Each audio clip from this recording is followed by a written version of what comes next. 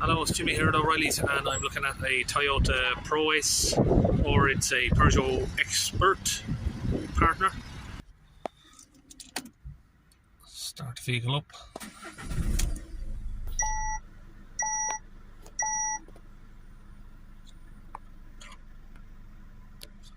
Engine management light on, and this message here. So I'm using the launch Euro tab 2. We're going to read default codes. Got a P2463 particle filter clogged, damage to the flywheel, detection of resonance of the double dampened flywheel.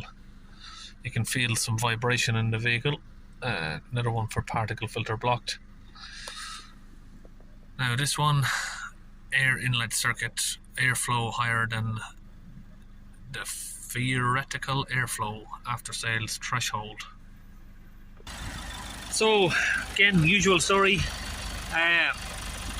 Customers tried to have it at a mechanic. He's tried regen and the regens don't work. Why is the forced regeneration failing? And now when I spoke to the customer, he just gave me these two codes. Particle filter blocked. This is the only code he told me.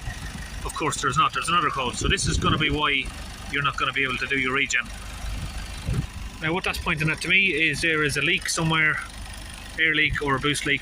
So we're going to need to see if we can find that.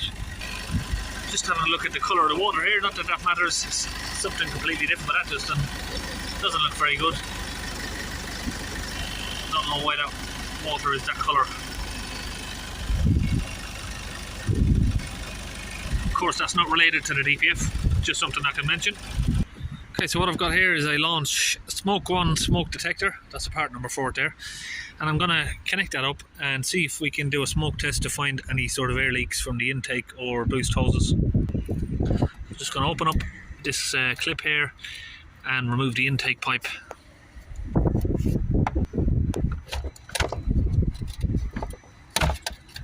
Just like that. Now we'll insert that in there and we'll just pump up the bladder. Just so it makes a tight seal. Now we can switch on the smoke, and once we start getting some smoke coming out there, we'll just connect these up. So just connect it onto there, and that's going directly into the bladder, which goes directly into the intake. So that should now circulate through the intake manifold, through the boost hoses, and find any leaks if we've got one. Now if you don't have a smoke leak detector, like if you look at these sort of boost hoses, usually you can spot one if one of these rubber hoses here has got oil around it. This one is nice and dry, you can see. Usually you can spot a leak by you got misting of oil all around the area.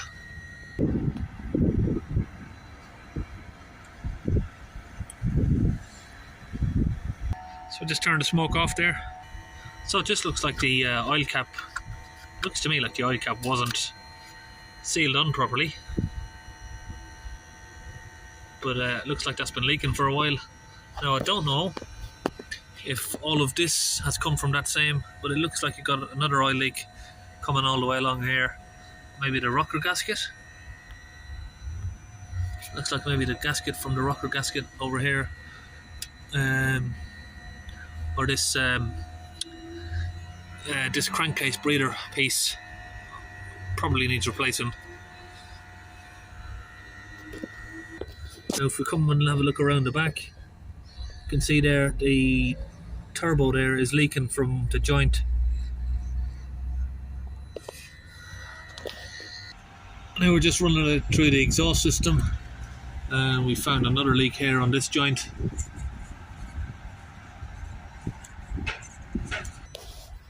So it looks like the oil cap is holding it's holding tightly now, so maybe that's okay, but I definitely probably recommend cleaning the engine off and maybe replacing this crankcase piece here.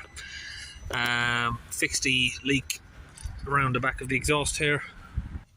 So going to exhaust line information 2, we're going to click on these two items. Distance remaining before the particle filter needs to be replaced, and the particle filter pressure. Now we'll see there, it's 91,000 kilometers past the threshold, so it's saying that it needed a new DPF 91,000 kilometers ago. So let's start the engine up. And we'll give it an acceleration.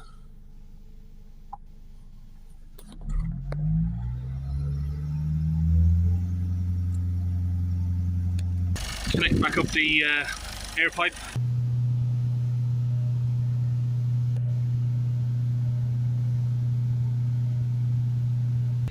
Okay, so we're going to use a bottle of this launch DPF cleaner. And we'll mix that up with our water, 50% of this and 50% water. So we've got that filled up here in a Launch UK gun. Now we'll just connect the nozzle up to it. Okay, so we've got that connected to the compressor. Now we come underneath the vehicle here and we need to open the pressure hose, which is here.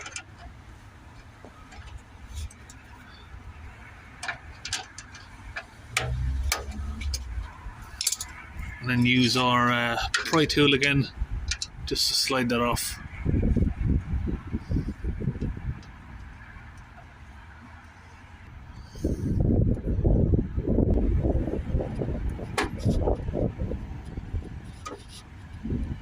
I'm just going to fit that over there. I've just got a piece of tube to connect the DPF cleaning gun onto that pipe there. Now we can just get it squeezed in. Just pull the trigger here. That'll shoot it all the way directly into the DPF. The compressor should come on any minute.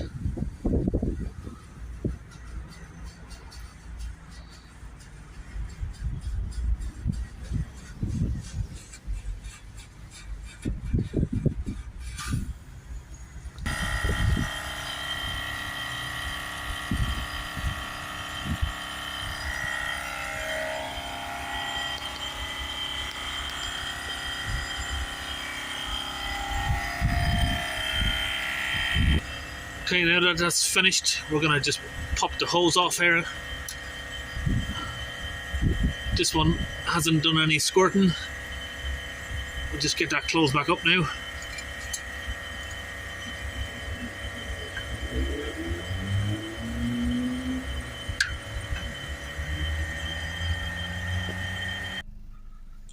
Okay, we start the vehicle up. We're going to hold it up at 3,000 RPM.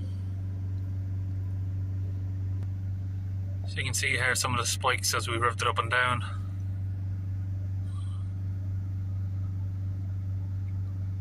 We should see that line just gradually coming down. We want it to be under 80, but usually you can get them under 50 at these revs. So it's on 300, 330 at the minute.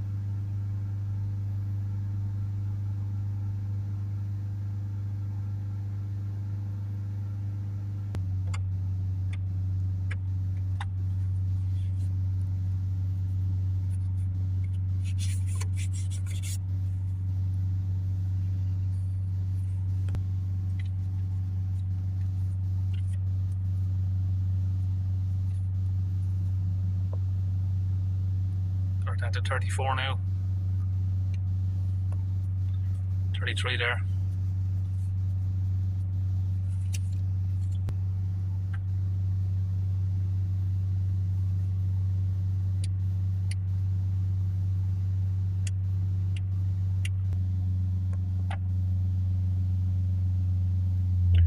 Now we'll let it idle.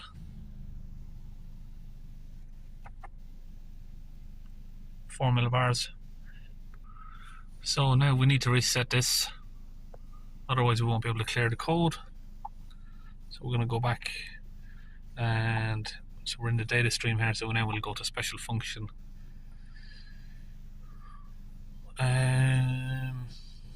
Is it in this bit? Emissions control, replacement of the particle filter. Okay, we need to switch the engine off, turn the ignition on and try that again.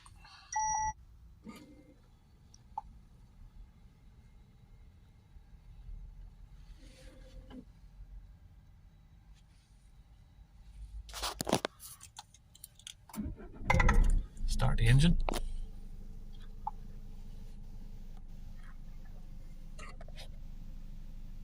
So what that's going to be doing is just checking the pressure to make sure that you're not trying to trick the vehicle into telling it it's had a new DPF. It's going to want to check the pressure while it's idling, and if the pressure is good enough, it'll be successful, which it is. Okay, so that says that's successful. Now we'll go back,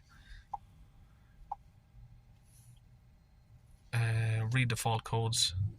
No trouble codes, so I didn't even have to clear them. It looks like they've cleared on their own. So let's start the vehicle up now. We should have no warnings.